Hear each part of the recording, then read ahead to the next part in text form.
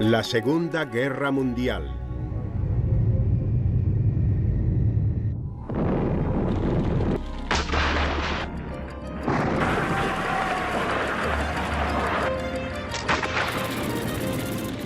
El zorro del desierto. 1940. Los enfrentamientos se suceden por toda África. A mediados de septiembre, una parte de las tropas del Duce atacan desde Etiopía a la guarnición aliada que ocupa una fracción de Somalia. Mientras que 260.000 hombres, a las órdenes del mariscal Rodolfo Graziani, emprenden desde Libia la ofensiva para conquistar Egipto.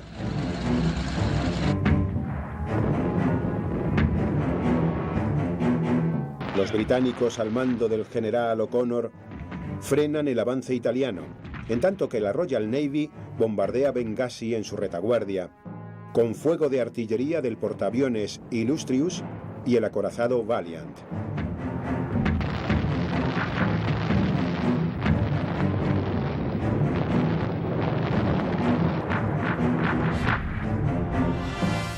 Por otra parte, tropas aliadas, a las que se suman soldados de la Francia Libre, inician la Operación Amenaza, cuyo objetivo es ocupar Dakar, en el África francófona.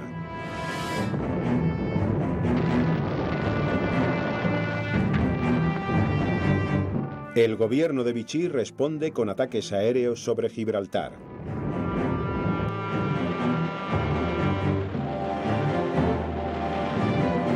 El 27 de septiembre, Alemania, Japón e Italia firman el Pacto Tripartito.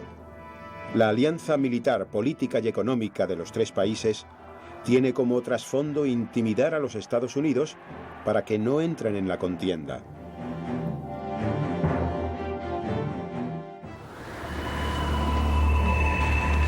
La dinámica imparable de la guerra acrecienta las ansias de poder de los dictadores europeos. Mussolini, en una imitación más de las tácticas empleadas por su admirado Hitler, se propone continuar con su propia guerra y proyecta ocupar Yugoslavia. El Führer no se lo permite y finalmente, sin previo aviso a sus aliados, el 28 de octubre invade Grecia.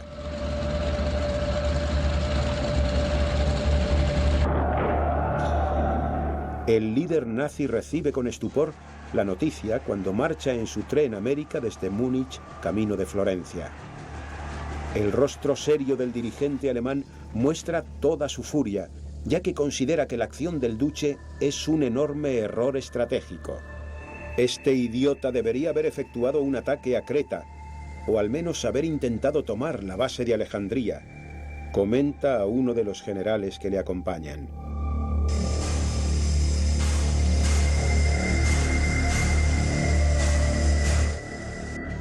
A su llegada, es recibido por el Duce al grito de «Mi Führer, estamos en marcha».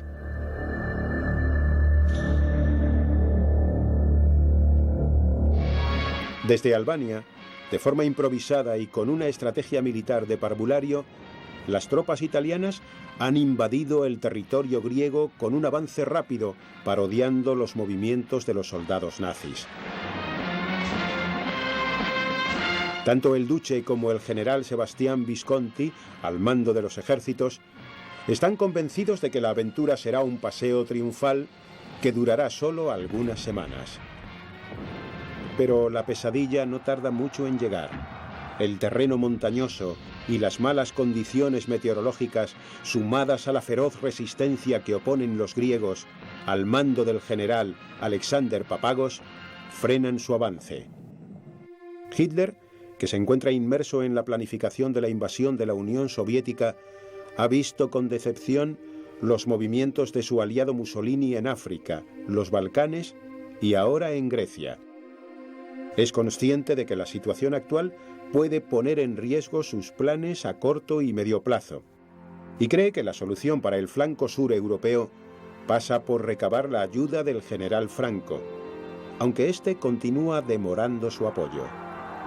Así pues, el Duce es el único aliado firme con el que cuenta el líder alemán y reclama su presencia para analizar el futuro plan estratégico.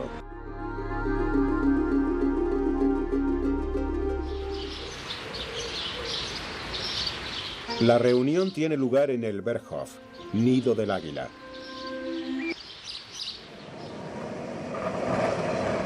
Los mandos del Estado Mayor Conjunto insisten en que lo más importante para conseguir la victoria es controlar el peñón de Gibraltar y el canal de Suez. De esa forma, los buques de la Armada Británica que operan en el Mediterráneo quedarían atrapados, convirtiéndose en un blanco fácil para los bombarderos y submarinos del Eje.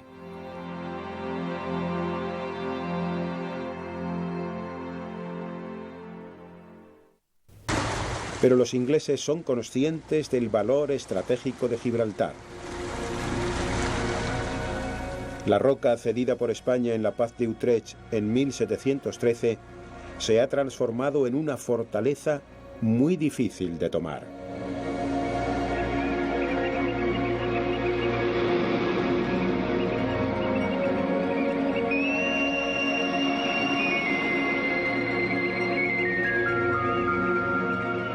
Su situación la convierte en un punto logístico imprescindible para el control de la lucha antisubmarina y el tráfico marítimo.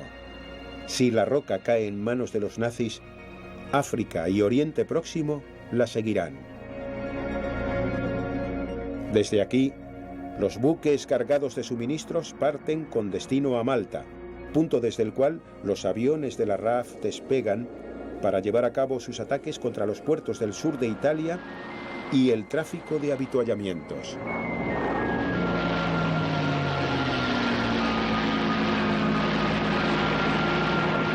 La isla, situada entre Alejandría y Gibraltar, y a tan solo 20 minutos de vuelo de Sicilia, es como un policía de tráfico en el Mediterráneo, que viste uniforme británico.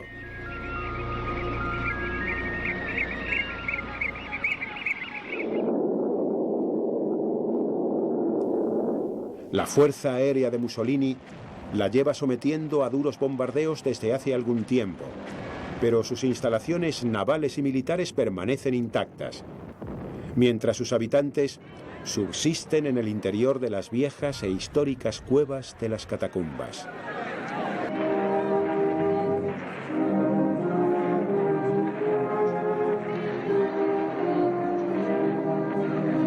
El mar Mediterráneo, al que el Duce llama el lago italiano, en realidad pertenece a los buques de la Royal Navy.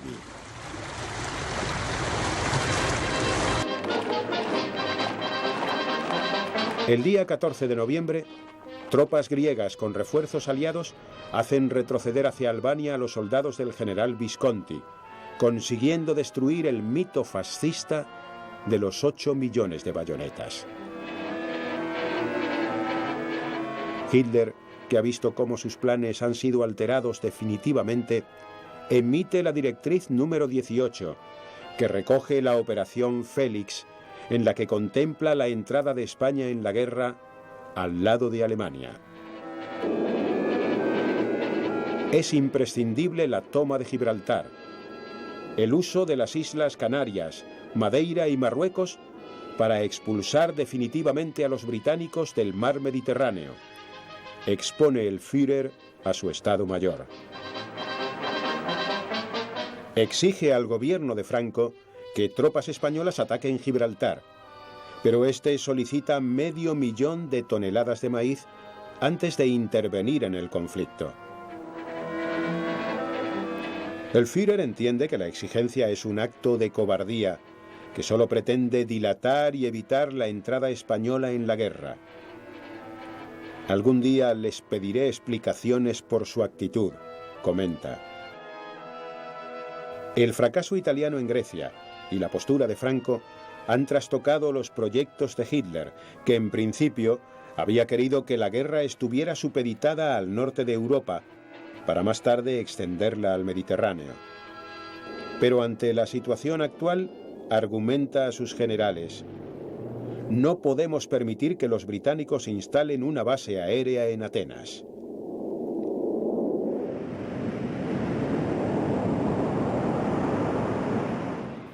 A mediados de diciembre, el gobierno español vuelve a mostrar su falta de colaboración con los planes del Führer al rechazar su petición de permitir el paso de tropas alemanas a través de la península para ocupar Gibraltar.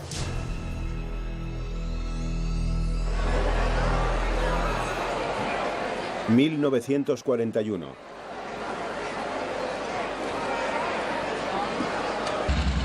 El 5 de enero, la Sexta División Australiana se incorpora al asalto en la sustitución de las tropas indias, y el avance aliado continúa imparable debido a la poca resistencia que oponen las fuerzas del Duce a causa de la falta de suministros.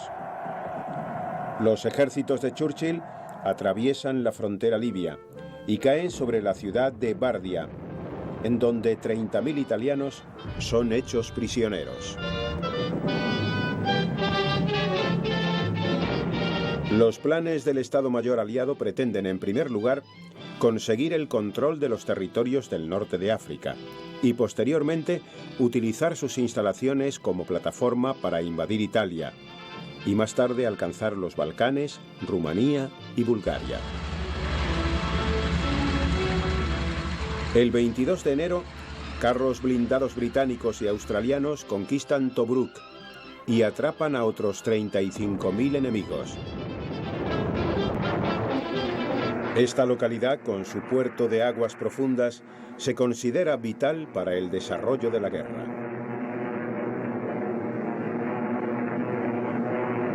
Los soldados del general Richard O'Connor prosiguen su avance hacia el oeste por la vía Balbia a lo largo de la costa. Toman Gazala, Mimi y Derna y marchan hacia Benghazi, otro de los puntos estratégicos en la entrada de provisiones. En el interior del país y ante la presión de los aliados, los hombres del Duce sucumben en Mechili, incapaces de encontrar una salida para retroceder y sin posibilidades de recibir ayuda, se han visto obligados a la rendición.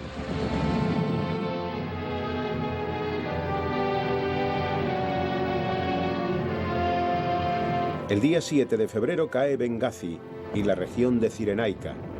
Allí los aliados capturan a otros 60.000 enemigos. El mariscal Graziani, temeroso de enfrentarse a la séptima división acorazada británica, conocida como las Ratas del Desierto, ordena el repliegue de todos sus regimientos hacia el oeste.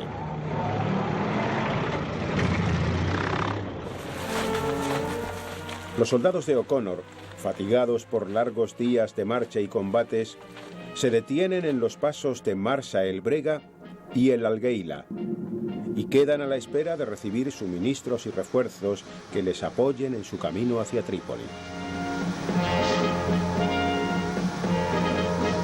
Pero el alto mando británico es consciente de que un alejamiento importante del punto de provisión de combustible puede ser un factor determinante en la batalla, y decide frenar el avance, manteniendo las posiciones alcanzadas como flanco defensivo de Egipto. Varias de las divisiones aliadas que habían participado en la rápida incursión son trasladadas para reforzar los frentes de Etiopía y Grecia. Las nuevas conquistas en territorio libio quedan bajo la vigilancia y defensa de brigadas de milicianos noveles, que se atrincheran en las fortificaciones de la primera línea, situada entre el Algueila y Agedaiba, bajo el mando del general Philip Nim, sustituto de O'Connor. Al mismo tiempo, los neozelandeses y australianos arremeten contra las posiciones del Duce en Sudán y la guarnición de Somalia.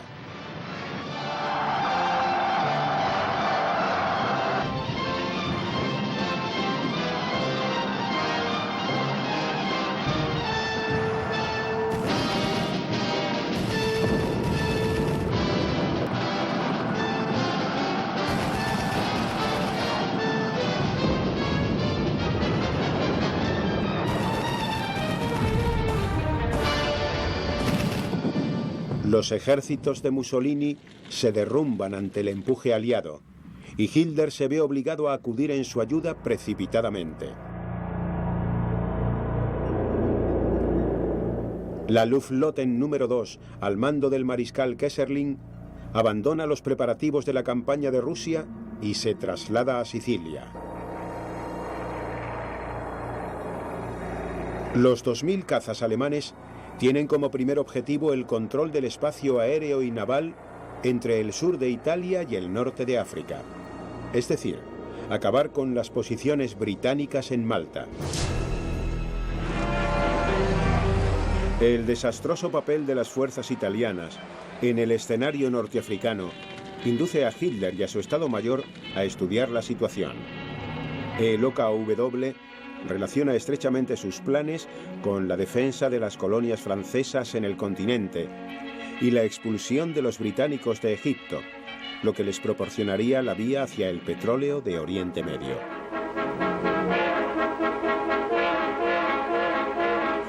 Hitler conoce los planes de Churchill, temeroso por la posibilidad de que Inglaterra pueda vencer a Italia y los aliados abran un nuevo frente en el sur de Europa.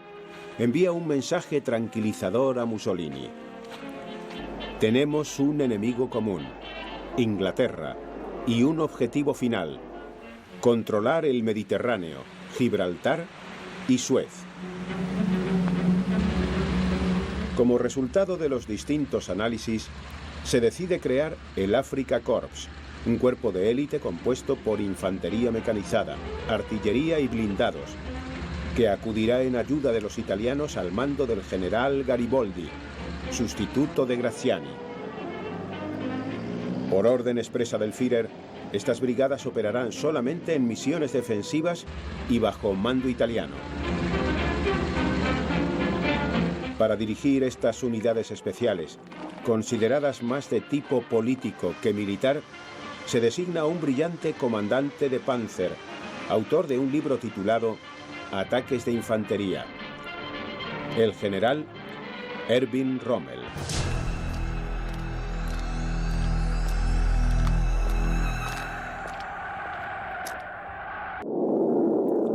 El 12 de febrero, a bordo de un Heinkel 111, el jefe del Afrika Korps llega a Castelbenito, en el norte de Libia. 2 días más tarde desembarcan los primeros efectivos de la 5ª División Ligera de Panzers. El apoyo aéreo que se necesite en las distintas acciones futuras correrá a cargo de los aviones al mando de Kesselring, estacionados en la isla de Sicilia.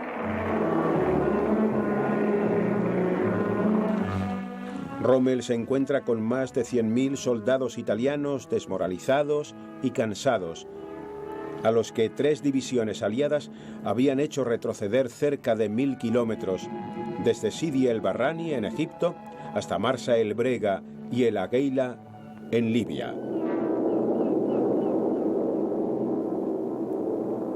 El 11 de marzo, reorganizadas todas las tropas, solicita más hombres a un malhumorado Hitler, que autoriza el envío al norte de África de la 15 División de Panzer. Pero el Führer advierte a Rommel: cualquier movimiento que pretenda usted llevar a cabo deberá ser autorizado por el Estado Mayor. Entretanto, en el continente europeo, después de múltiples presiones y amenazas, Bulgaria permite el paso por su territorio de las tropas del Reich, con el fin de acceder a la frontera griega. A mediados del mes de marzo, Yugoslavia se convierte en un nuevo miembro del Eje. La mayoría de su población se manifiesta en contra de esta incorporación, provocando un golpe de Estado que derroca al gobierno de Petković. El rey Pedro, con 16 años, se transforma en el nuevo regente, y el reciente gobierno encabezado por el general Dušan Šimović se retira del pacto tripartito. Hitler, molesto por tener que retrasar la invasión de la Unión Soviética y enfurecido por la decisión de Šimović, redacta su directriz número 25, en la que determina que Grecia sea atacada y Yugoslavia arrasada.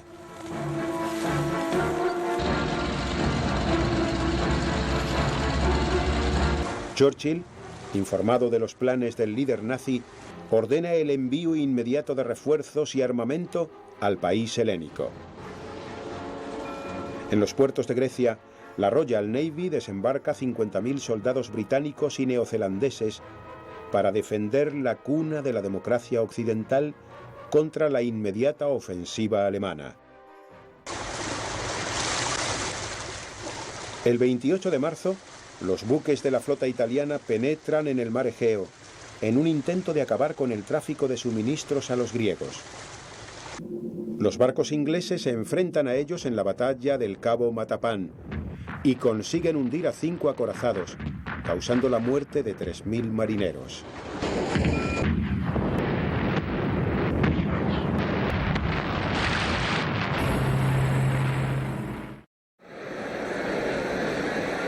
Los mandos británicos están al tanto de los movimientos alemanes, así como de la llegada de Rommel a Libia. Confiados y parapetados en las posiciones ocupadas tras sus victorias sobre las fuerzas italianas, están convencidos de que cualquier acción que el general alemán decida emprender le llevará tiempo. Mientras tanto, el jefe del Afrika Korps va tomando conciencia de las dificultades que debe afrontar junto a los suyos. En los primeros ensayos para adaptarse al terreno, el desierto resulta ser un campo de batalla desolador. Las tormentas de arena paralizan a los soldados y obstruyen las piezas de los motores, lo que puede suponer una grave desventaja en el combate. Solo existe una carretera transitable, la Vía Balbia, de 2.000 kilómetros de longitud, que une Trípoli con Egipto.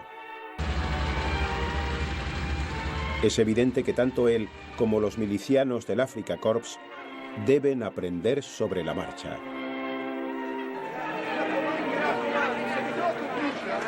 Rommel comienza a actuar por su cuenta y de forma independiente, al margen del mando italiano. Sabe que las tropas aliadas están mermadas debido al traslado de sus hombres a otros frentes y que han sufrido un fuerte desgaste en sus refriegas con el ejército del Duce. Su estrategia se basará en la sorpresa y en rentabilizar las debilidades del enemigo, utilizando todo tipo de tácticas engañosas y de camuflaje.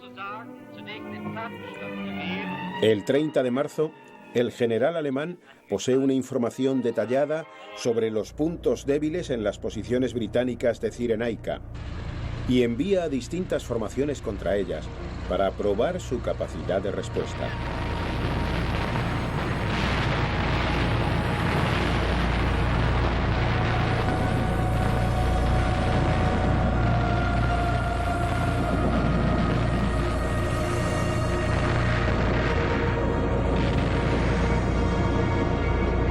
Verificada la debilidad de las líneas aliadas, la madrugada del día 31, los blindados alemanes inician su andadura hacia Marsa el Brega, apoyados por la aviación. Los sorprendidos defensores ingleses tratan de cerrar el paso de El Agheila, que da acceso a la región de Cyrenaica, pero la fortaleza del ataque les obliga a retroceder. La guarnición en el Brega se rinde a primera hora de la tarde.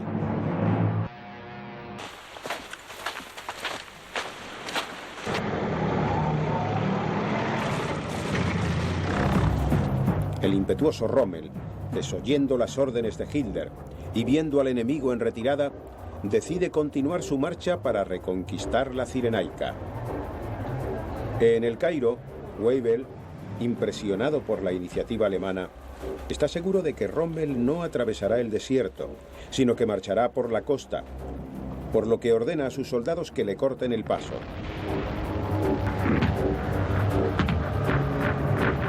Pero el hábil estratega alemán ha seccionado a sus regimientos en 3 grupos, uno de los cuales ocupa Bengasi el 4 de abril, y los otros 2, Msus y Bengama, el día 6. Al mismo tiempo, los italianos de la división Brescia se encaminan hacia el Mechili y Derna, en donde los generales O'Connor y Nim son capturados. Los Stuka y los ME-109 se apoderan del espacio aéreo y efectúan bombardeos contra todos los frentes aliados, obligándolos a replegarse.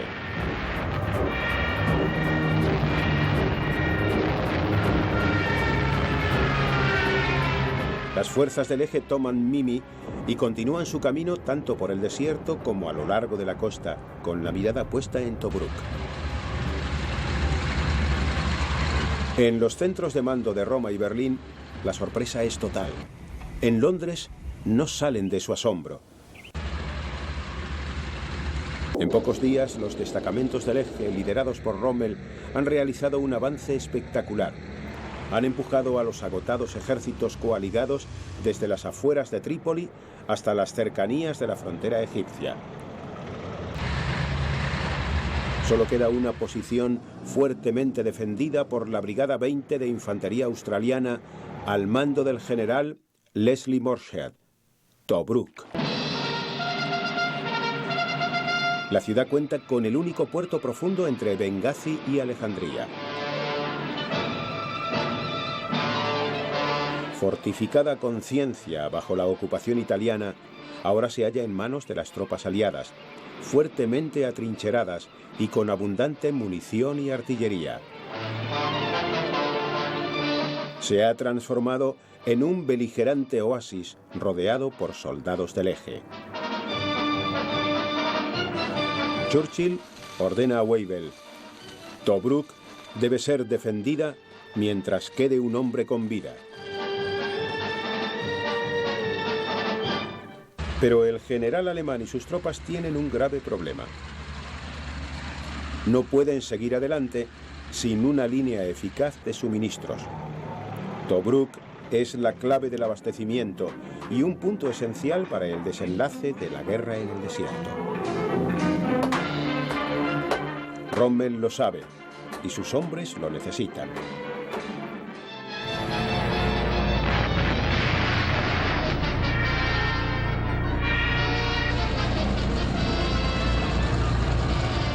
El 6 de abril, 33 divisiones alemanas, con el apoyo de fuerzas fascistas y húngaras, invaden Yugoslavia a través de todas sus fronteras.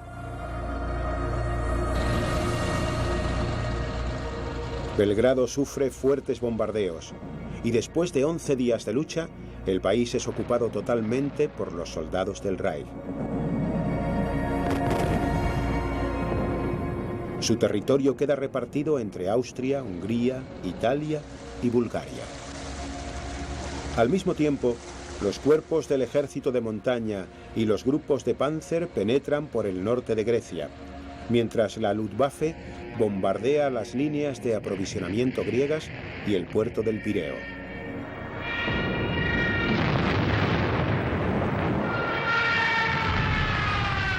El día 11 de abril, el avance alemán es detenido por las tropas británicas, que apenas pueden resistir 2 días. La enorme fortaleza de la Wehrmacht atraviesa la línea Al-Yakmon, y los soldados aliados se ven obligados a retroceder desde sus posiciones en el monte Olimpo hasta las Termópilas. La marcha del ejército alemán es imparable. Ante el desastre que se avecina, el primer ministro griego, Alexander Korizis, se suicida y el general Papagos solicita a las tropas aliadas que se retiren a través de los puertos del sur de Grecia. El día 24 de abril, el ejército griego capitula y el rey parte hacia el exilio. 27.000 soldados británicos, australianos y neozelandeses han sido evacuados a la isla de Creta desde Nauplia, Kalamata, Monemvasia, Mégara y Porto Rafti.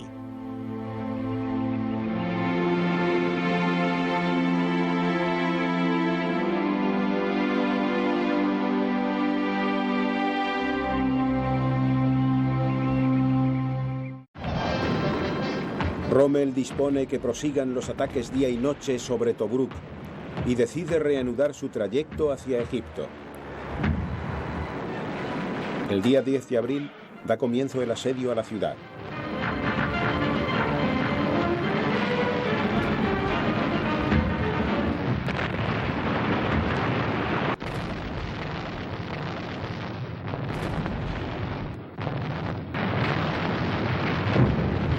Los combatientes australianos, en encarnizados combates, rechazan una y otra vez las embestidas de las fuerzas del eje, mientras que los aviones de la Luftwaffe los someten a fuertes bombardeos.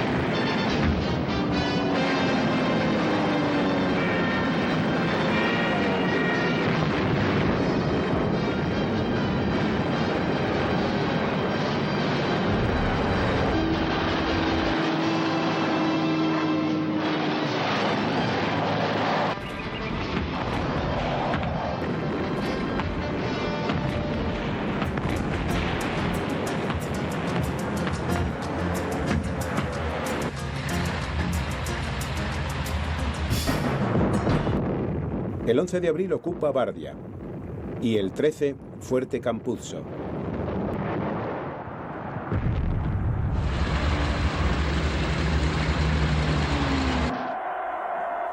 El 30 de abril arrecia la presión del Afrika Korps sobre Tobruk.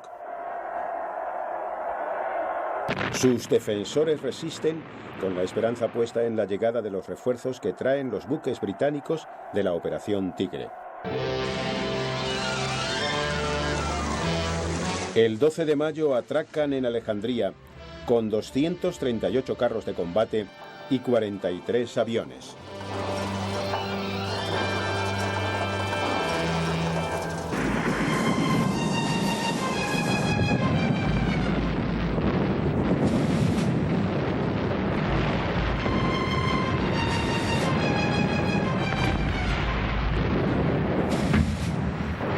El día 15, Sir Archibald Wavell inicia la Operación Brevedad, la primera que se efectúa contra el Afrika Korps para romper el cerco a Tobruk.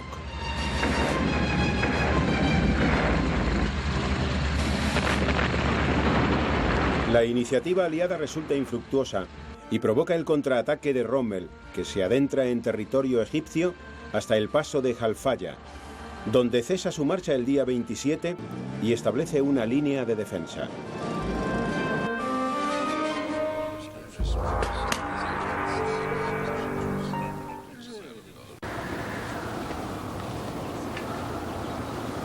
A finales de mayo, ambos frentes hacen una pausa y los buques de la Royal Navy consiguen descargar 84 toneladas de suministros y 16.000 soldados.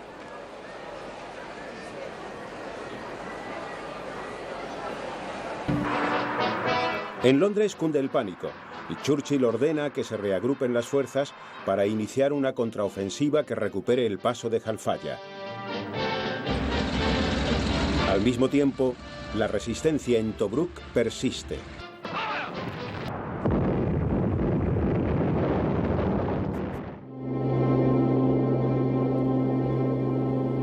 Creta mide aproximadamente 260 kilómetros de largo y dispone de un gran puerto en la bahía de Suda y 3 campos de aviación en Maleme, Retimmon y Heraklion.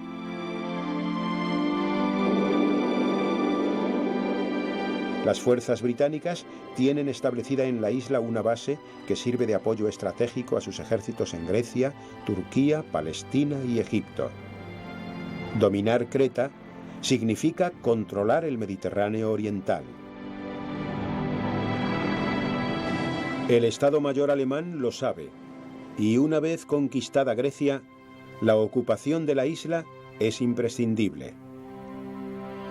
Pero la planificación de su ocupación provoca un fuerte debate en el seno del OKW. el temor a la flota británica ocasiona que el mariscal del Reich, Goering, proponga la invasión aérea con refuerzo naval.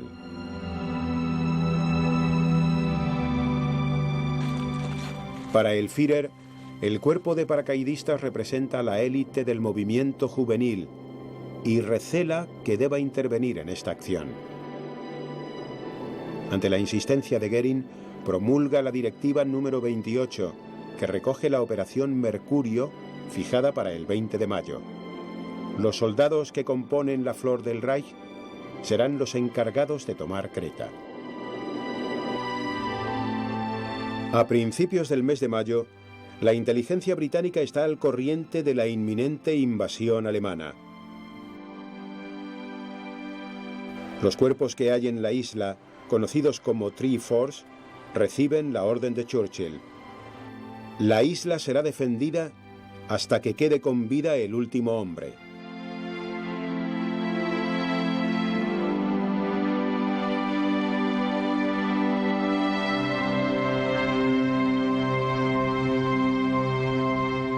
Los alemanes planean lanzar a 15.000 hombres desde el aire, más otros 7.000 que asaltarán la isla desde el mar, para tomar con rapidez las ciudades de Maleme, Rethymno y Heraklion.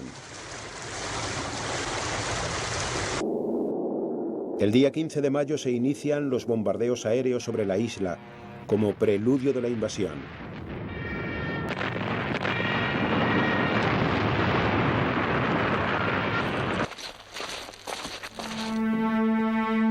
El 20 por la mañana, la primera gran operación aerotransportada de la historia ha dado comienzo.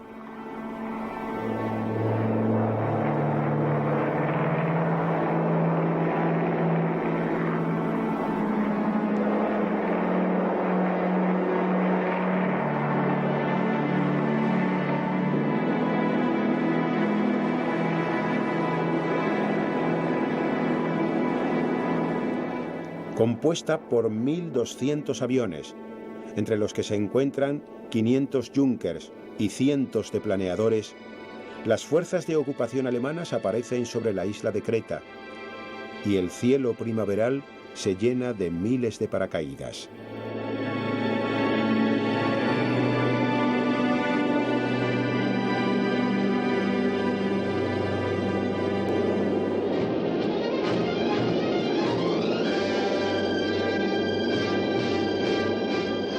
Los soldados nazis, en su descenso, se ven sometidos a un intenso fuego por parte de los británicos, provocando múltiples bajas durante el primer día de la invasión.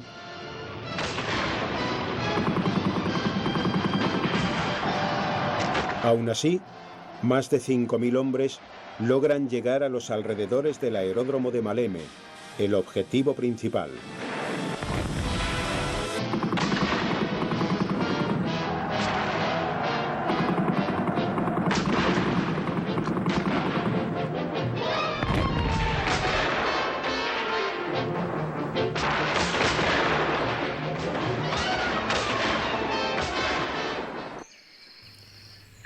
Hitler está tan alarmado por los resultados iniciales de la operación que prohíbe a Radio Berlín hablar de ella hasta que la victoria esté segura. La pérdida de miles de jóvenes paracaidistas le indispone con Goering, que presiona al general Kurt Student para que los objetivos sean tomados cuanto antes. Hacia el anochecer, los aeródromos de Heraklion y Rethymno permanecen en manos británicas, pero Maleme ha caído bajo control alemán.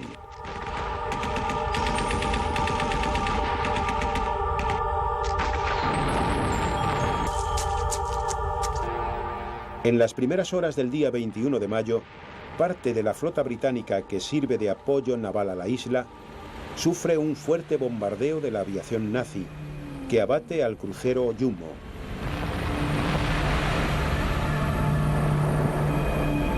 Por la tarde, los ingleses hunden una docena de lanchas de desembarco y 3 buques del Reich, causando la muerte a más de 6.000 soldados. 2 días más tarde se produce la contraofensiva nazi, que atrapa a parte de la Armada Real sin la protección de sus cazas.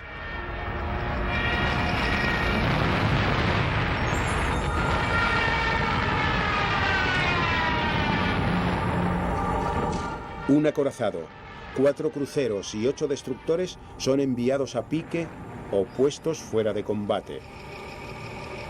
El resto de los barcos se ven obligados a huir.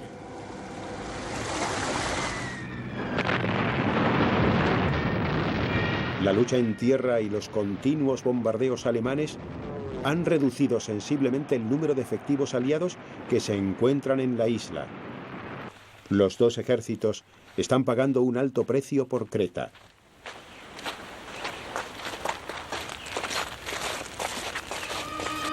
Las tropas del Führer, bajo una fuerte presión y agotadas por los duros combates, inician un asalto desesperado a la ciudad de Canea, la puerta de acceso a la bahía de Suda.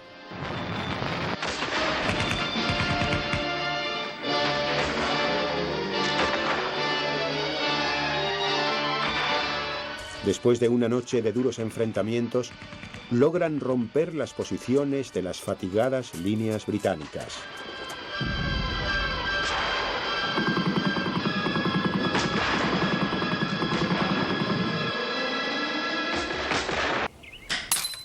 Ante la imposibilidad de parar la embestida alemana, el comandante neozelandés Bernard Freyberg decide el día 27 la evacuación de sus soldados.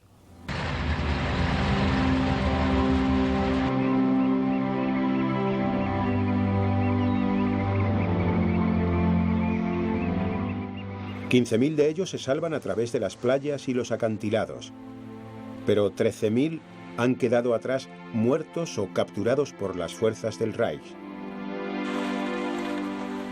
En el plazo de 3 días, Creta ha caído. La mala experiencia sufrida por las fuerzas aerotransportadas alemanas sirve a Hitler para ordenar que jamás se vuelvan a planificar operaciones de este tipo.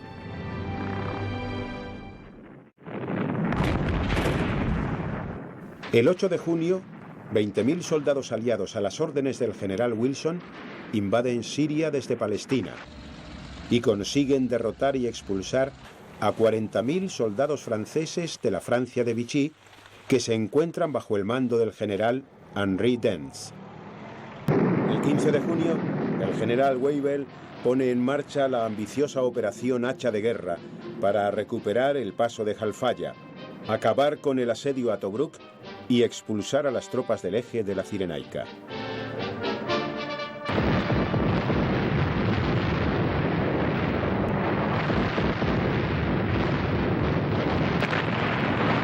Pero los nuevos tanques británicos que refuerzan la 7ª división acorazada tienen problemas mecánicos y sucumben bajo el fuego de los cañones anticarro alemanes.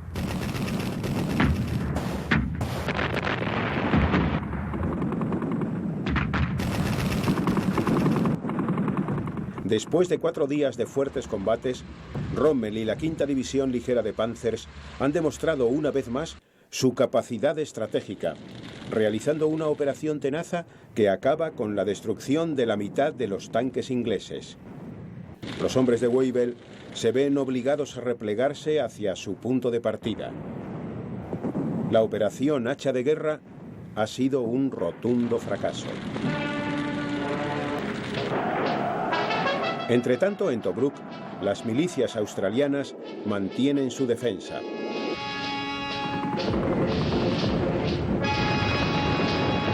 El general alemán planea lanzar el golpe definitivo para adueñarse de la ciudad y con ello infligir un duro revés a la supremacía inglesa en las rutas marítimas. No obstante, sus ejércitos comienzan a sufrir las primeras consecuencias por la falta de avituallamientos originada por la Operación Barbarossa.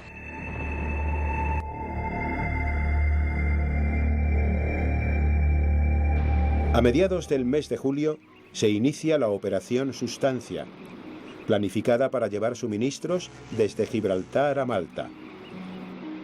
La sitiada isla, con su aeródromo y base naval, continúa creando problemas a las rutas del eje que por mar y aire enlazan Italia con el norte de África. Para contrarrestar estas operaciones, a finales del mes de septiembre, los U-Boot hacen acto de presencia en el Mediterráneo.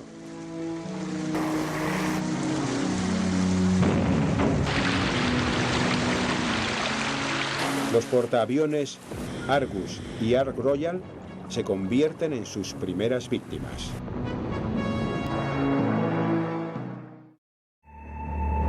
Después de la fracasada ofensiva británica, Churchill, alarmado por la situación en que se halla esta importante zona estratégica, destituye a Wavell y nombra al general Claude Auchinleck en su lugar.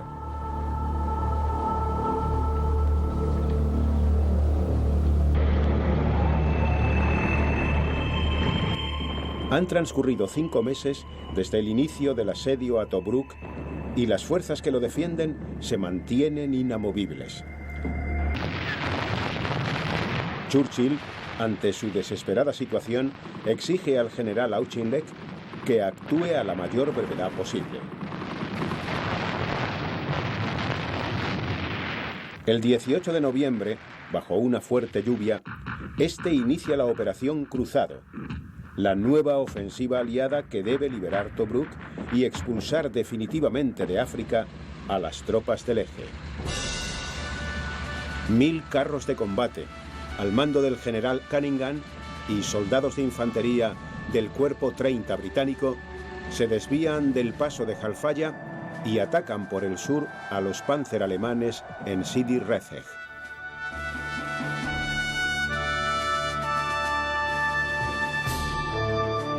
A continuación, giran hacia el noroeste con el objetivo de enfrentarse a los alemanes que tienen cercado Tobruk. Mientras, el general Freyberg, con la división neozelandesa, trata de capturar Solum, y la 4ª División India ataca el paso de Halfaya y Sidi Omar.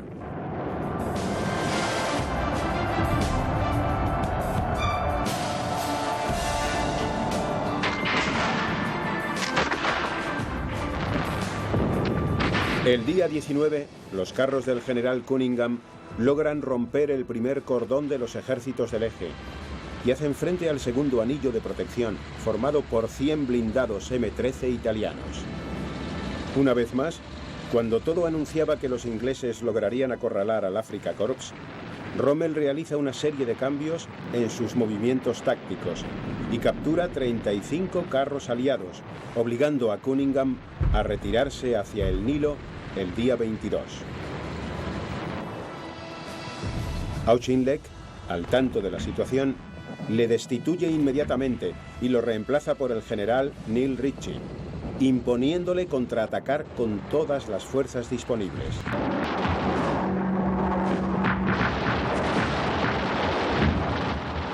Por su parte, Rommel, en uno de los pocos errores estratégicos que se le conocen, decide trasladar a todas las unidades mecanizadas que hostigan Tobruk como refuerzos de los soldados que defienden Halfaya y Solum.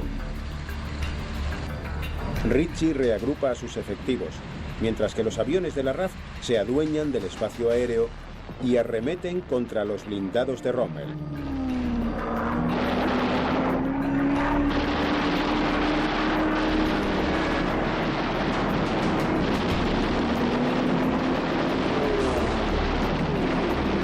Por suerte para el general inglés, el jefe del Afrika Korps sufre una seria avería en su carro de mando, cerca de Sidi Omar, y pierde toda comunicación con los oficiales de su ejército.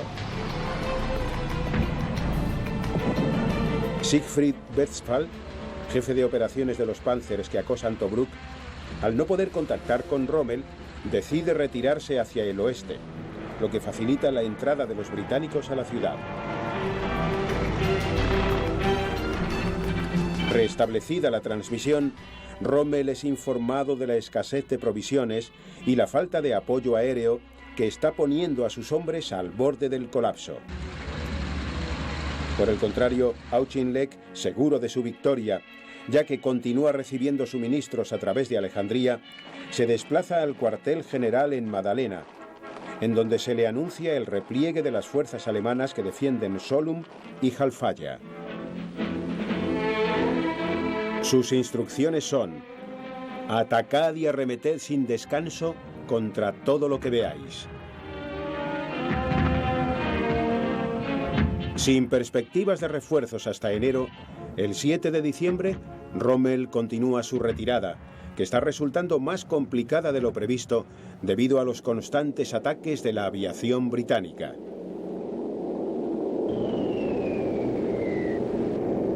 Decidido a salvar lo que resta del Afrika Korps, no acepta las órdenes del mariscal Cavallero, que le exige defender la Cirenaica. A finales de diciembre, el general alemán se encuentra atrincherado junto a sus hombres en el Ageheila, lugar desde donde había iniciado la ofensiva 9 meses antes. Por fin, Tobruk ha quedado liberada de su asedio.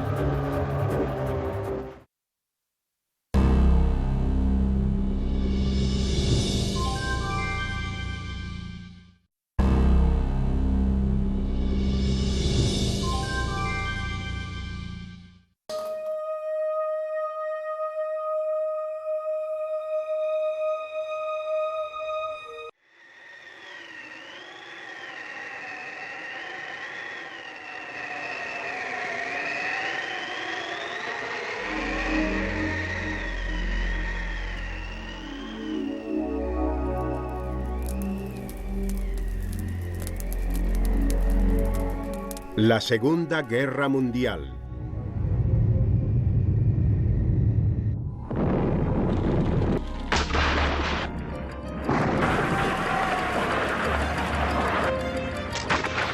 Las ratas del desierto.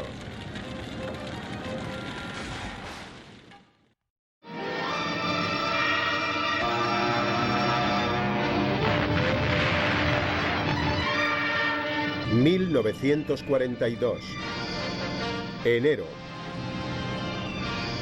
Hitler ordena el bombardeo de Malta y un comando del Tercer Reich consigue poner fuera de servicio a los acorazados Queen Elizabeth y Valiant amarrados en el puerto de Alejandría. Con estos hechos, los alemanes merman por un tiempo la presencia de la Royal Navy en el Mediterráneo, lo que favorece el abastecimiento a sus tropas en el norte de África. Los dos bandos son conscientes de que mantener la iniciativa es el arma más importante para ganar la batalla. El Führer desea que se tome Tobruk para después llevar a cabo el asalto definitivo sobre la isla de Malta e impone a Rommel que no demore su contraofensiva. Este trama una argucia para hacer creer a los ingleses que está en retirada total, destruyendo los buques que no pueden navegar e incendiando depósitos y almacenes que supuestamente contenían suministros. El general Auchinleck se convence de la debilidad del enemigo y ordena su persecución hasta eliminarlo. Rommel exclama ante su Estado Mayor: "El engaño ha funcionado", y prepara a sus hombres para la batalla.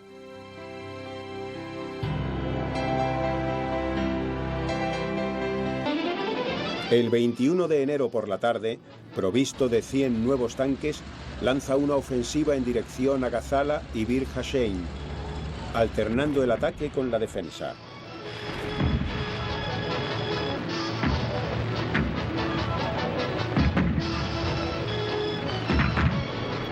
Los aliados se ven superados por todos los frentes.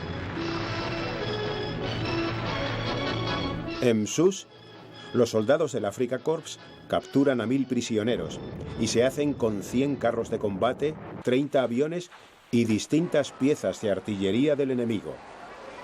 Los ejércitos del Eje, dispuestos a no frenar su marcha, toman Bengasi y capturan parte de los depósitos de abastecimiento británicos.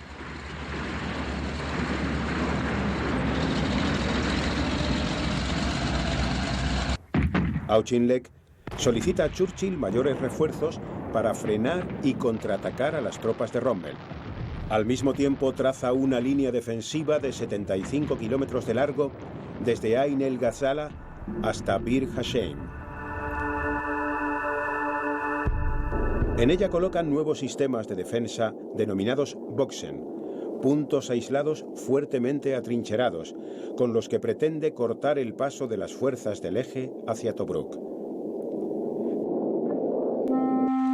Pero Rommel se siente inseguro por la falta de fluidez en las líneas de suministros.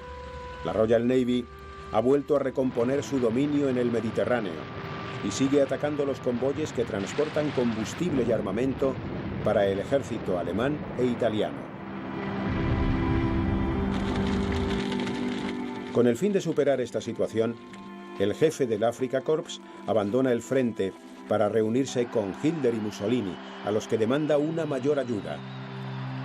La falta de respuesta de ambos líderes le decepciona. Su viaje solo ha servido para someterse a los insistentes reproches del Führer, que le exige la toma inmediata de Tobruk y la eliminación de la resistencia británica.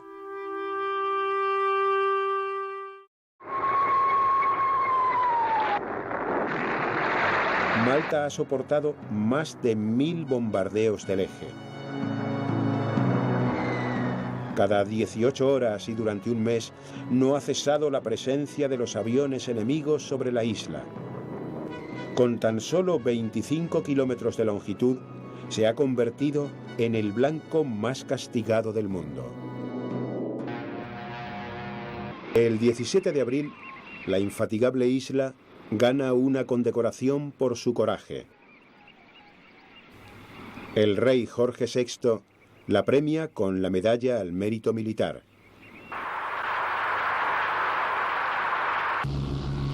Solo quedan 8 aviones luchando contra 15 escuadrones del Eje.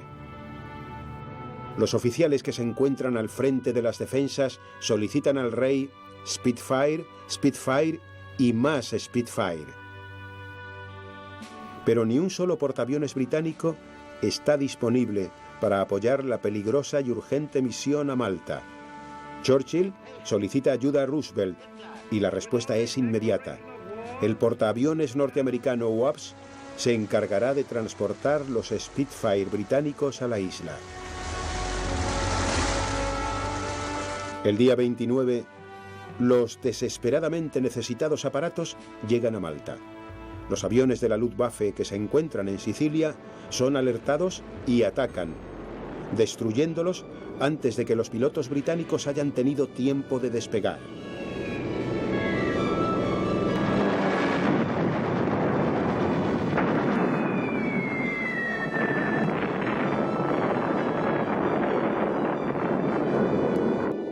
El día 30 de abril, la pequeña isla lleva 2 años bajo continuo asedio aéreo. Sus defensas no cuentan con aviones y la munición para las baterías es escasa. Sin embargo, los excelentes refugios de la isla han conseguido que las pérdidas humanas sean increíblemente bajas.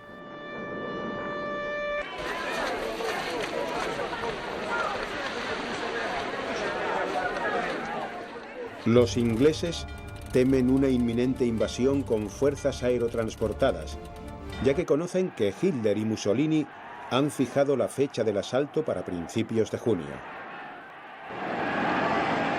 El Wasp entra en acción por segunda vez y consigue entregar una nueva tanda de Spitfire que despegan con celeridad, sorprendiendo en la vertical del aeródromo a los bombarderos enemigos.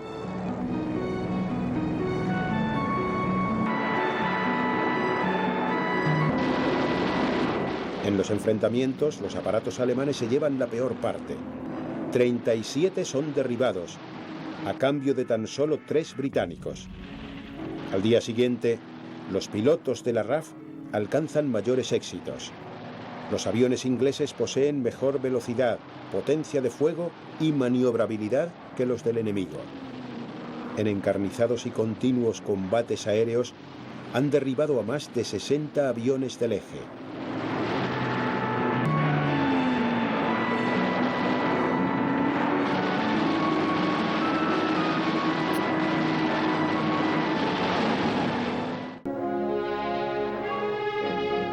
Rommel dosifica las provisiones con las que cuenta y se anticipa a las intenciones inglesas, tomando la iniciativa el 26 de mayo.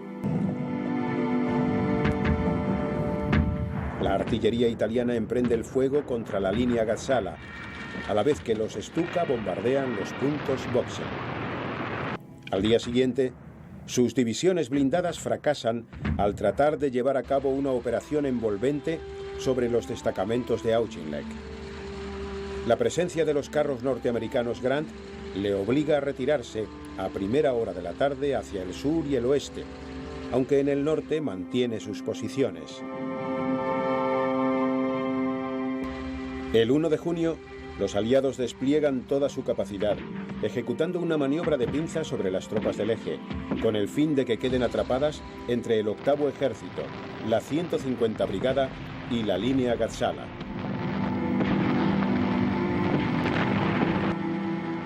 Pero Rommel vuelve a utilizar sus argucias guerreras y emprende un ataque frontal contra el 8º Ejército.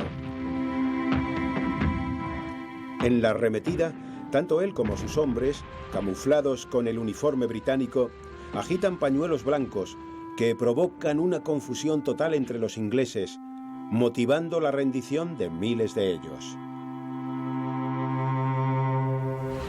El 8 de junio, los Panzers y los milicianos de Rommel, apoyados por los aviones de la Luftwaffe, arremeten contra las posiciones del general Kenning en la línea Gazala.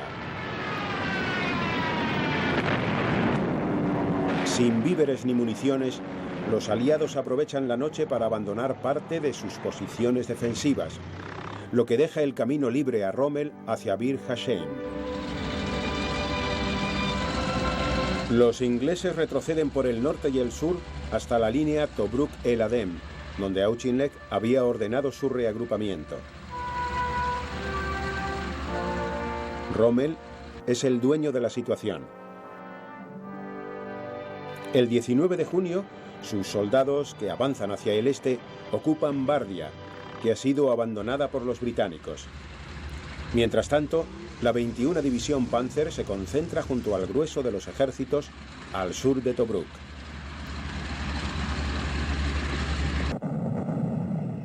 El asalto definitivo sobre la ciudad comienza el día 20.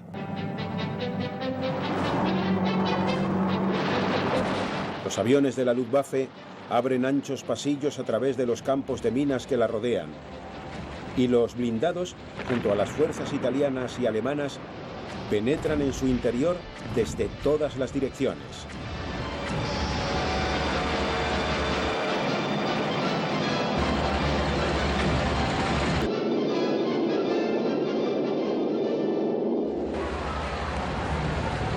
El 21 de junio, la guarnición aliada de Tobruk se rinde.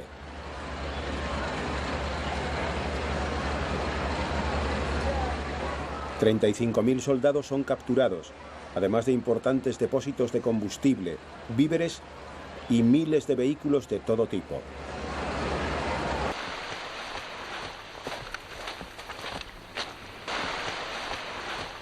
Churchill recibe un duro golpe, compensado en parte por la oferta de Roosevelt, que promete una mayor implicación norteamericana en la defensa del norte de África.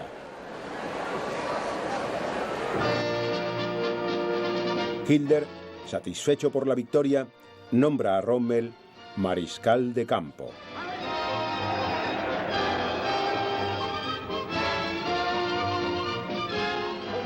Wieder zurückwerfen zu lassen. Man kann sich auch verlassen. Was wir haben, halten wir fest.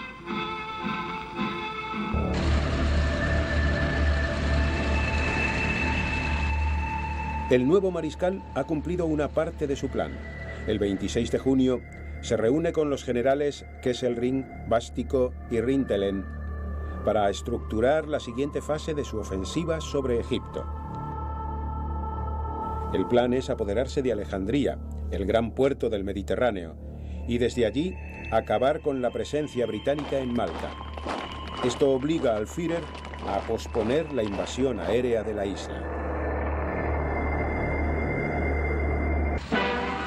El 28 de junio, las fuerzas del Eje cortan la carretera entre Marsa Matruh y Alejandría, acorralando a los aliados contra el mar.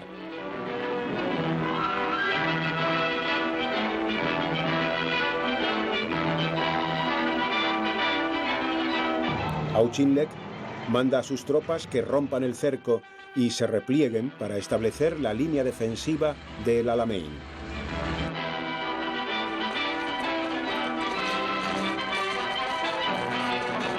El imprudente y agresivo mariscal de campo, junto a su victorioso ejército Panzer, formado por 4 divisiones alemanas y 8 italianas, con un total de 96.000 soldados, consigue hacer otros 8.000 prisioneros del ejército aliado y está convencido de que el enemigo no puede frenar su avance.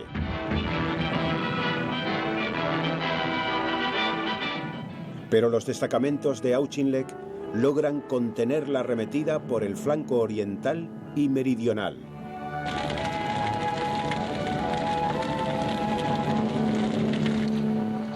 El mariscal alemán teme el corte de sus líneas de abastecimiento y decide dar un descanso a sus hombres, dejando las acciones en punto muerto.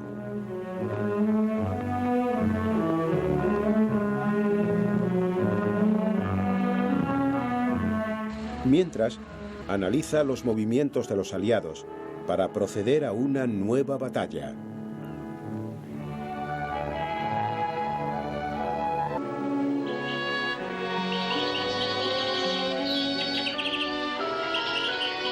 Las ciudades de Alejandría y El Cairo se preparan para hacer frente al Afrika Korps de Rommel, que se ha convertido en una leyenda. Al zorro del desierto, sus hombres le idolatran y sus enemigos le respetan. Incluso Churchill no tiene reparos en reconocer que es un gran estratega. Como medida de precaución, los buques de la flota británica fondeados en Alejandría se trasladan al Mar Rojo. El Alamein está a tan solo 100 kilómetros al oeste de la ciudad. La gran ventaja de esta fortaleza es que está rodeada por el mar y las montañas de Katara, lo que hace muy difícil acceder hasta ella. Los aliados la han convertido en un auténtico fortín.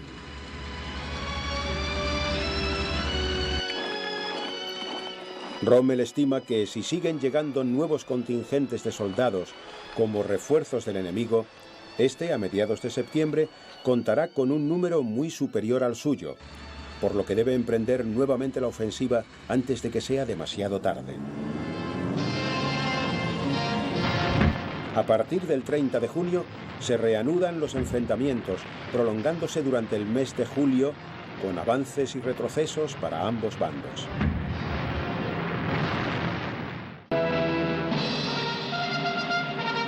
Ante las dificultades en el norte de África, Hitler ordena que las tropas programadas para invadir Malta sean enviadas a la zona.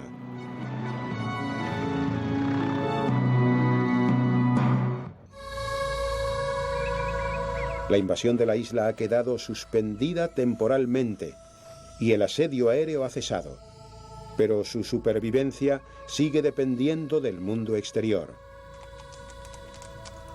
Los suministros llegan a través del mar. Las fuerzas del Eje lo saben e inician el bloqueo de la isla para reducir a sus habitantes a la miseria. Los convoyes británicos que intentan llegar hasta ella sufren continuamente los ataques de los submarinos y aviones enemigos. El racionamiento se impone y la moral de sus pobladores se viene abajo. Los mandos británicos fijan una fecha para la rendición y envían un mensaje a Churchill. Si no podemos cubrir nuestras necesidades vitales, ocurrirá lo peor.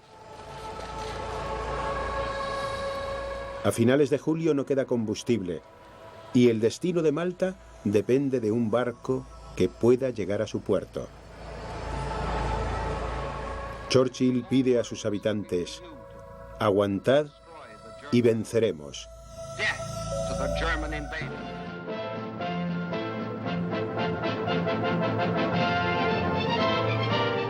El día 4 de agosto, Churchill llega a Egipto para inspeccionar la situación de los aliados. Toma la determinación de cesar a Auchinleck y nombra en su lugar a Harold Alexander. Este le aconseja que al frente del 8º ejército sitúe al general William Gott, que fallece el 7 de agosto en accidente aéreo cuando se trasladaba al norte de África a ocupar su cargo. El primer ministro británico, tras varias consultas, nombra como sustituto al meticuloso Bernard Montgomery. Desde su toma de posesión, Monty, como era conocido familiarmente entre sus compañeros, percibe que sus hombres sufren lo que él apoda como el complejo Rommel. Los combatientes aliados se encuentran tan obsesionados con este lagarto del desierto que todo aquello que tiene éxito es sinónimo de Rommel. Así pues, toma la determinación de destruir esa leyenda y construir la suya propia. Durante el resto del mes de agosto, reorganiza completamente el 8º ejército e impone una máxima a los suyos: permaneceremos aquí, vivos o muertos. Desde Inglaterra y Estados Unidos, a través de múltiples convoyes que desembarcan en puertos del norte y sur del continente africano, las provisiones llegan masivamente.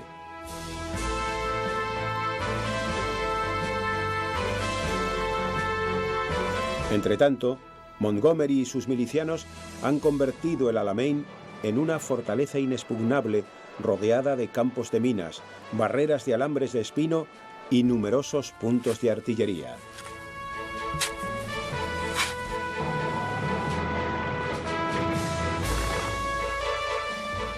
En poco tiempo el número de soldados es de 3-1 a favor de los aliados. Churchill se muestra ansioso porque dé comienzo la ofensiva, pero el cauteloso Montgomery, consciente de que la batalla puede ser decisiva para el curso de la guerra, tranquiliza al primer ministro diciéndole: mi ataque no será otro fracaso. Si esperamos a octubre, le garantizo un rotundo éxito.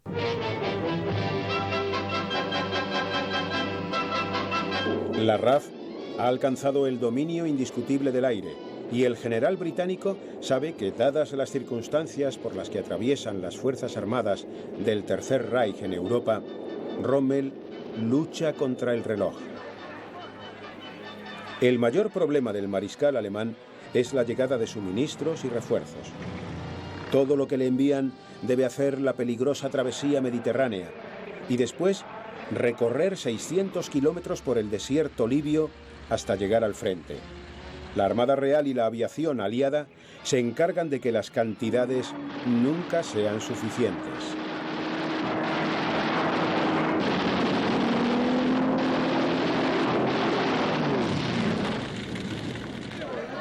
A pesar de que la enfermedad hepática que sufre no le permite una vitalidad total, el enérgico alemán planea cuidadosamente su contraofensiva, en la que el elemento sorpresa es de suma importancia.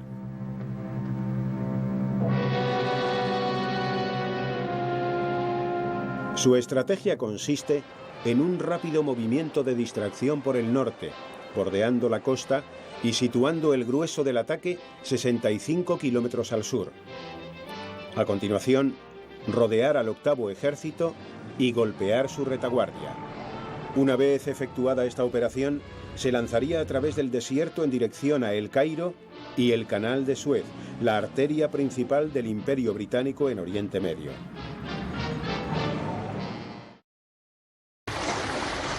La Operación Pedestal, formada por un convoy que lleva la última esperanza de auxilio para Malta, sale de Inglaterra.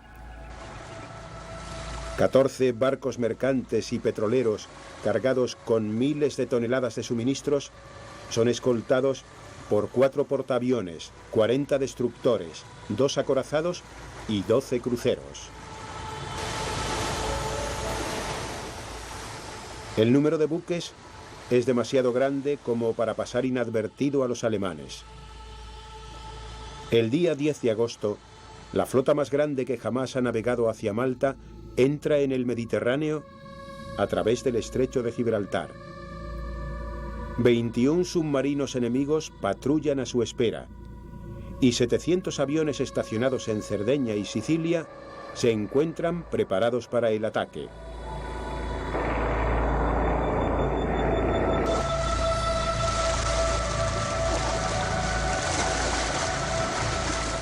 El 11 de agosto, el U-73 hunde al portaaviones Eagle, mientras que los JU-88 y Heinkel 111 atacan al resto del convoy.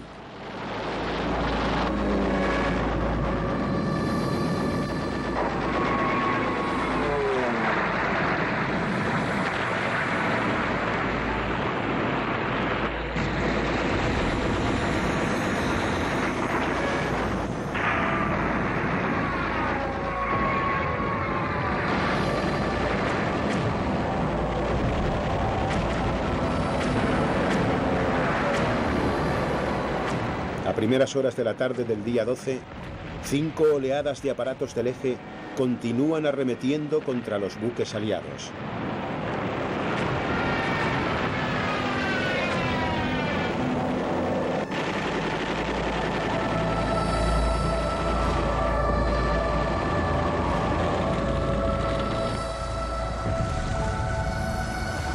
Al día siguiente, la mayoría de los barcos han sido hundidos.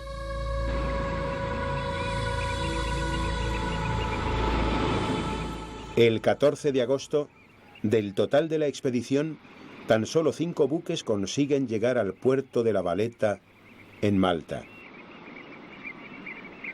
El petrolero Ohio, con la popa destrozada y remolcado por el Santa Elisa, hace su entrada por la bocana a las 9:30 del día 15.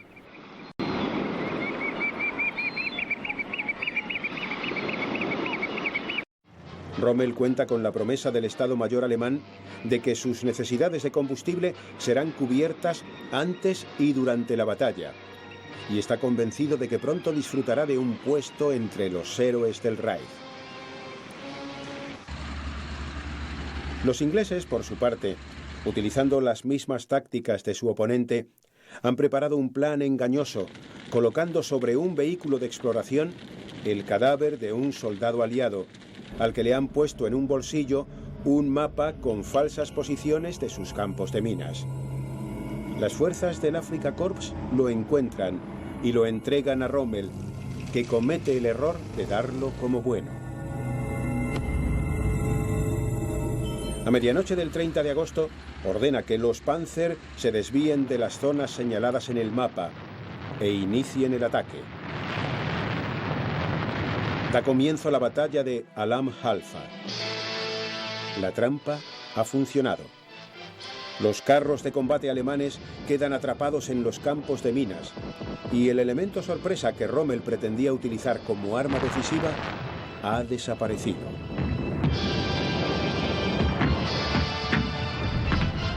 El 31 de agosto, Churchill envía el siguiente mensaje a Roosevelt y a Stalin. Como esperábamos, Rommel ha emprendido el ataque y ha sido bien recibido.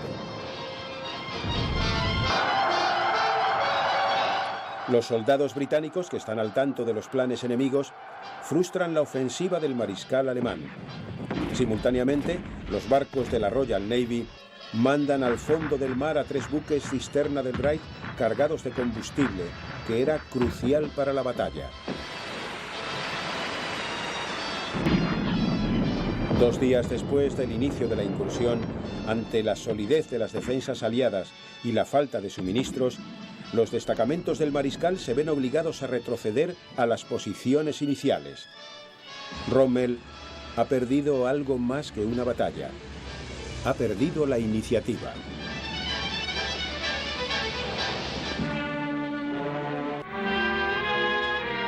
El octavo ejército inglés comienza a preparar su propia estrategia. La operación Pie Ligero, Lightfoot, dirigida por Montgomery, está basada en una confrontación entre blindados británicos y alemanes. La fecha prevista para su inicio es finales de octubre, para que coincida con el desembarco de las tropas aliadas en el norte de África de la Operación Antorcha, programada para los primeros días de noviembre. Monty inicia los preparativos, efectuando una serie de escaramuzas que se llevan a cabo en diferentes días, para hacer creer a Rommel que sus regimientos están emplazados de forma distinta a la realidad.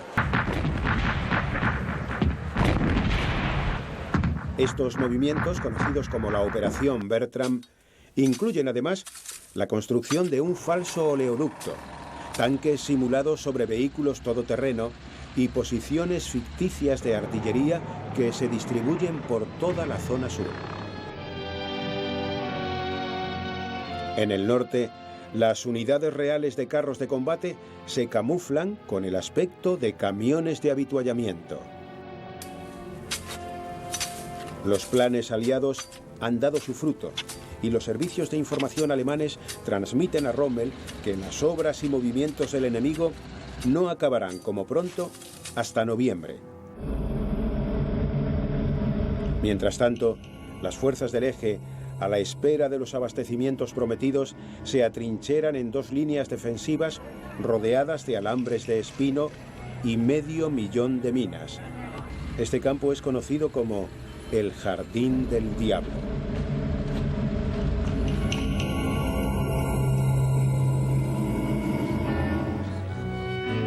Después de la derrota de Alan Halfa, el mariscal alemán es consciente de que el tiempo corre en su contra. Los británicos han recibido miles de refuerzos con la llegada de tropas indias y australianas, además de tanques norteamericanos.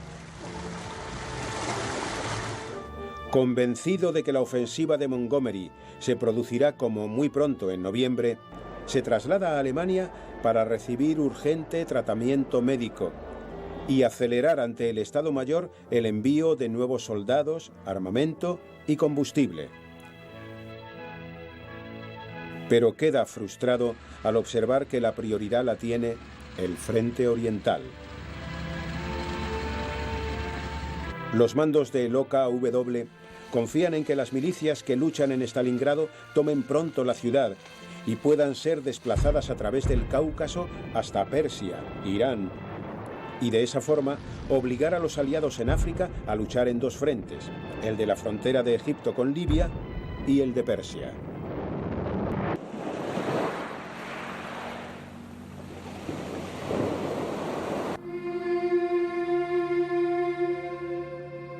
Montgomery tiene ultimado su plan táctico, que consiste en destruir las fuerzas de Rommel en sus posiciones defensivas.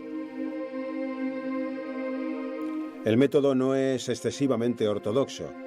La infantería se moverá en primer lugar, seguida de los tanques.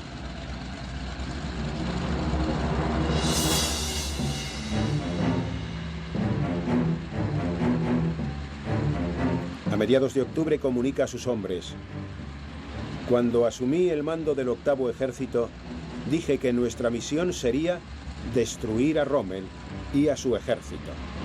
Pues bien, ya estamos listos para ello.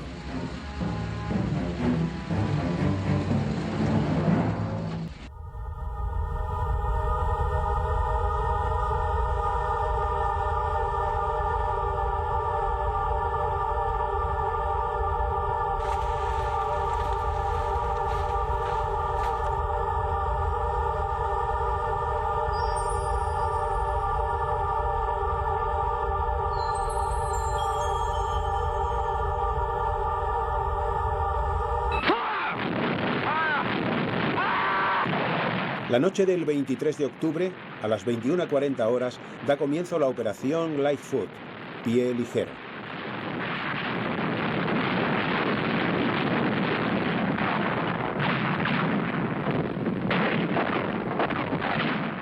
1 millar de cañones abren fuego durante 6 horas sobre las sorprendidas posiciones alemanas.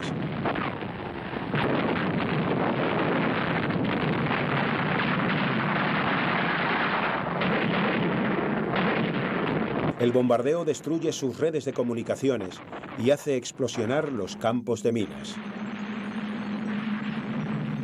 En la primera línea de las tropas del eje, los aliados abren una brecha de 8 kilómetros de anchura, por donde penetra la infantería.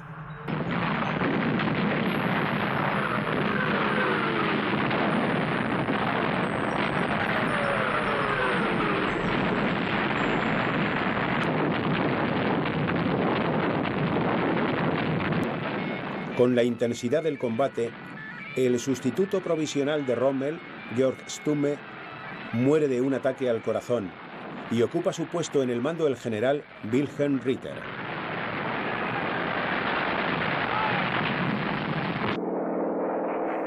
El mariscal alemán, al enterarse de la insospechada embestida británica, abandona la cama del hospital en Berlín y emprende el camino de regreso a Egipto.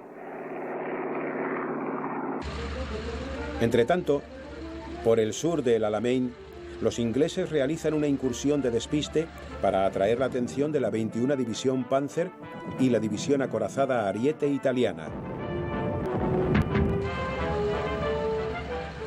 Al finalizar el día 25, los aliados han abierto una brecha de 10 kilómetros de ancho a lo largo del frente alemán y todos sus carros blindados comienzan a cruzarlo.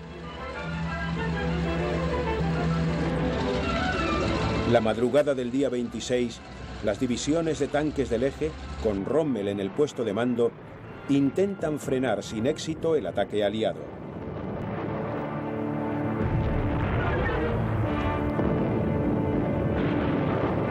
El mariscal alemán escribe a su mujer: «Ríos de sangre se están virtiendo sobre estériles extensiones de arena».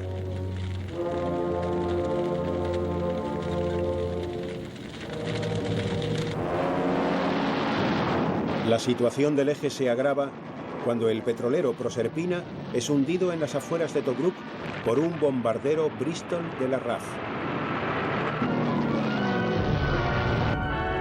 El Afrika Korps solo tiene combustible para 3 días. Rommel envía un mensaje urgente a Hitler: si no hacemos algo inmediatamente para remediar el problema de los suministros, la batalla está perdida. En un gesto de ahora o nunca, reúne a todas sus unidades motorizadas y resuelve hacer una nueva tentativa para sorprender al enemigo. Traslada parte de sus destacamentos al norte, al borde del Mediterráneo, y deja a los italianos manteniendo las posiciones a lo largo del frente sur.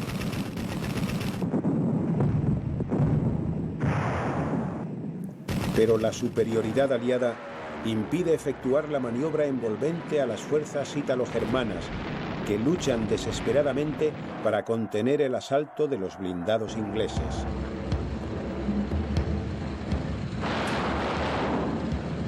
A pesar de la escasez de los medios de transporte con los que cuenta, Rommel dispone la retirada de sus ejércitos hacia Fuka, en un intento de salvar parte de su capacidad ofensiva.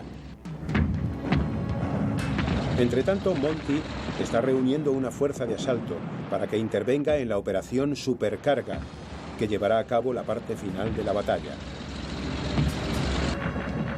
Esta da comienzo el 2 de noviembre, con el objetivo de romper definitivamente las líneas enemigas y destruir los pocos blindados operativos que les quedan.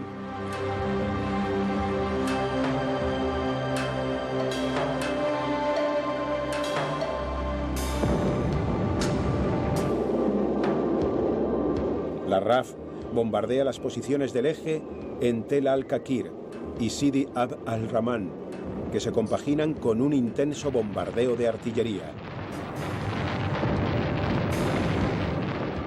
A primeras horas de la tarde, los Panzer alemanes y los Sherman M4 aliados, entre otros, se enfrentan en la batalla de Akakir Ridge, pero los Sherman M4 resultan ser muy superiores.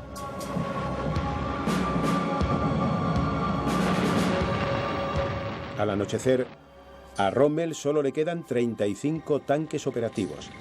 No tiene provisiones y sus hombres están exhaustos y sin capacidad para resistir otro ataque aliado.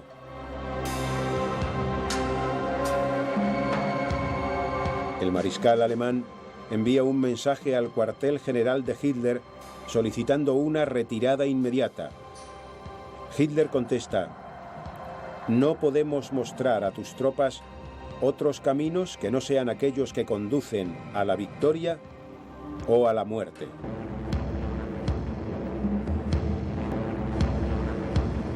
Con el permiso de Hitler o sin él, Rommel mantiene la orden de retroceder. El zorro del desierto huye.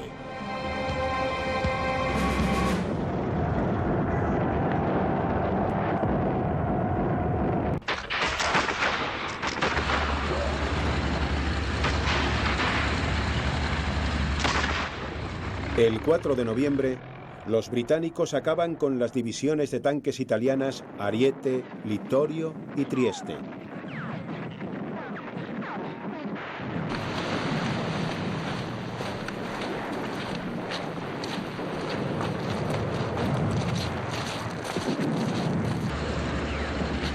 La batalla del Alamein ha terminado.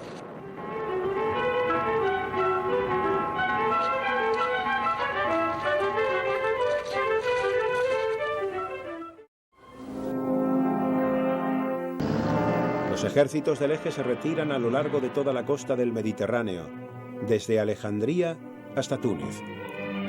Churchill, eufórico, visita a Montgomery y felicita a sus hombres, convencido de que el Tercer Reich comienza a desvanecerse.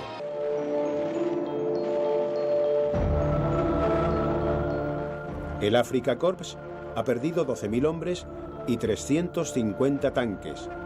Los aliados, 23.000 y 120 carros de combate.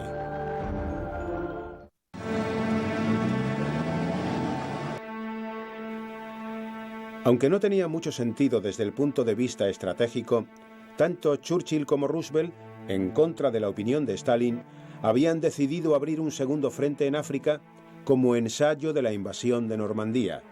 Además, con esta iniciativa, trataban de conseguir que las tropas coloniales francesas del gobierno de Vichy se sumaran a las aliadas. Con el nombre clave de Operación Torch, Antorcha, y al mando de un desconocido general, Dwight Eisenhower, sin experiencia en combate, el 5 de noviembre se establece el cuartel general en Gibraltar como base para la futura intervención. La campaña está considerada como una de las más importantes de esta guerra. La misión es iniciar una ofensiva a nivel mundial contra los ejércitos italiano y alemán. Los planes contemplan 3 fuerzas de choque. La occidental, al mando de George Patton, que se encargará de Marruecos y tomará Puerto Lyoteí, Casablanca y Safi. La central, al mando del comandante Tubrich, que desembarcará en Orán. La oriental, al mando del vicealmirante Burrug, que ocupará Argel.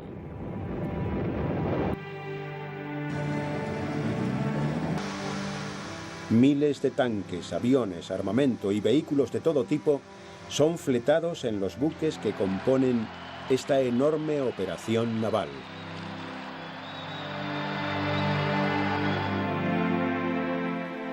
Bajo el mando del almirante Cunningham, 300 barcos navegan lentamente hacia el norte de África, esquivando a los submarinos enemigos de día y avanzando en línea recta por la noche.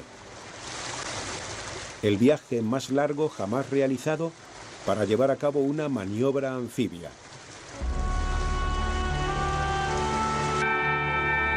El 8 de noviembre, todo el dispositivo de invasión al mando de Eisenhower se encuentra preparado para el desembarco frente a las costas de Casablanca, Orán y Argel. Los servicios secretos británicos han sabido ganarse para la causa al general Juin, comandante de las fuerzas francesas en Argel, y prevén que la entrega de la ciudad será rápida. Pero el mismo día del desembarco se traslada hasta allí el almirante Darlan, jefe de todo el operativo francés del gobierno de Vichy en el norte de África.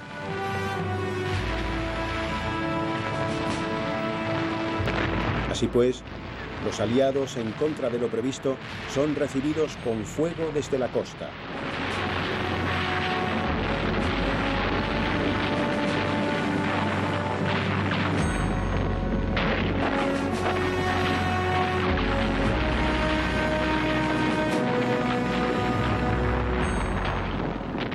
Tras un día de fuertes combates y la pérdida de 2 destructores ingleses, las tropas de Burr consiguen tomar la ciudad y obligan a Jean Darlan, uno de los mayores enemigos de Churchill, a decretar el alto el fuego a sus hombres.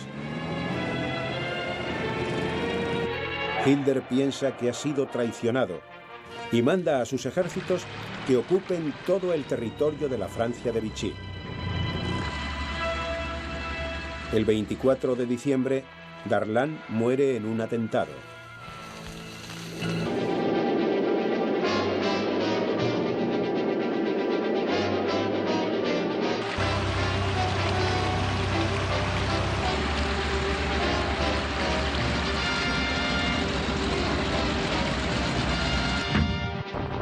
En Orán la resistencia es más dura.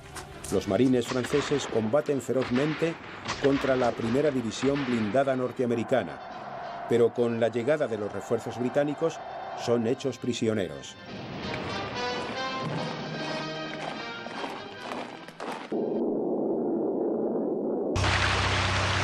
En Casablanca la situación se complica debido a que el comandante en jefe de la plaza, el general Betuart, al que los ingleses también se habían ganado para la causa, es detenido y encarcelado por el general Nogue, leal al gobierno de Pétain. Nogue ordena atacar a los soldados de Eisenhower con todos los regimientos disponibles. Los aparatos del portaaviones USS Ranger se ven obligados a mantener duros enfrentamientos con la aviación francesa, al mismo tiempo que los cruceros y destructores aliados abren fuego contra el puerto de la ciudad, hundiendo a todos los buques que hay en él.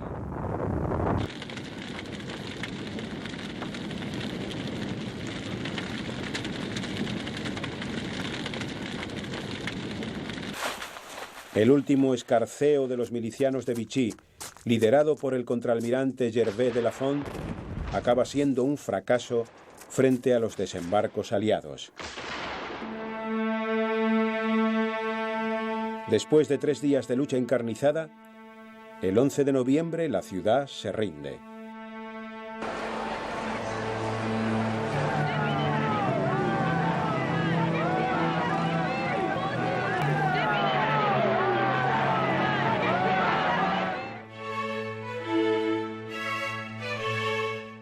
...1943...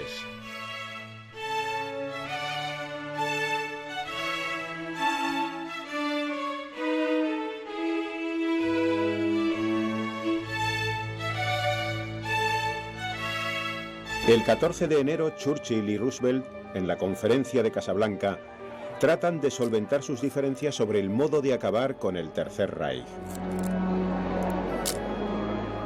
El líder británico es partidario de continuar la lucha en el Mediterráneo, antes de iniciar el ataque sobre el norte de Europa. Su plan es invadir Sicilia y posteriormente la península italiana. Con ello provocaría la caída de Mussolini y Hitler se vería obligado a desplazar tropas desde Francia y Centroeuropa para hacer frente a la ocupación. Una vez conquistada Italia, se establecerían bases aéreas desde donde se llevarían a cabo duros y continuos bombardeos sobre las fábricas de armamento alemanas y las zonas petrolíferas de Rumanía.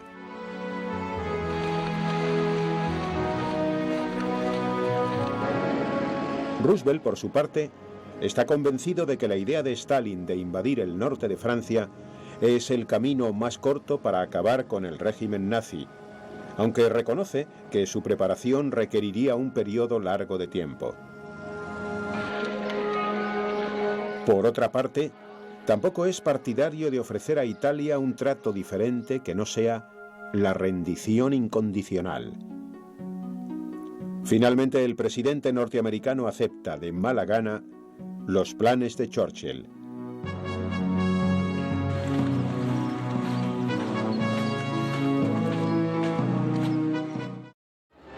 Rommel y su ejército, fraccionado en distintos grupos de combate, esperan en Túnez la llegada de refuerzos. Atrincherados en la capital y en la ciudad de Bizerta, protegen los distintos aeródromos cercanos y esperan el próximo asalto por parte de los aliados. Obligado a luchar en dos frentes, el mariscal alemán obtiene su última victoria en el desierto el 16 de febrero.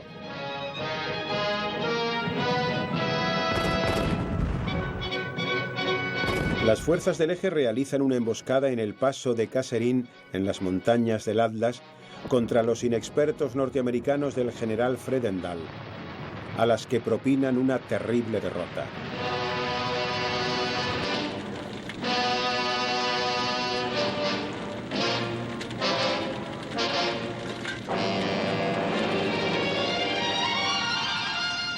El 23 de febrero, Rommel entrega el mando al general von Arnim.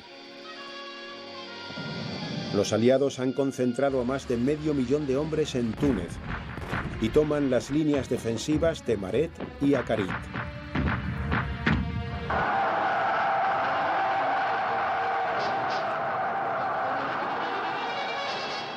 El 8 de marzo, el jefe del Afrika Korps abandona el norte de África con la amargura del fracaso.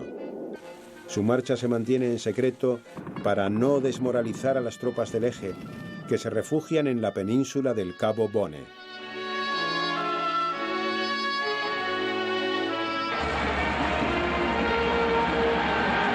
El 7 de mayo, los aliados entran en Bizerta y Túnez. Al día siguiente, el general von Arnim se rinde. El 12 de mayo, Mussolini ordena al general Messe que entregue las armas a los británicos. 250.000 soldados son hechos prisioneros, 130.000 alemanes y 120.000 italianos. El 20 de mayo, los aliados celebran la victoria con un gran desfile en Túnez.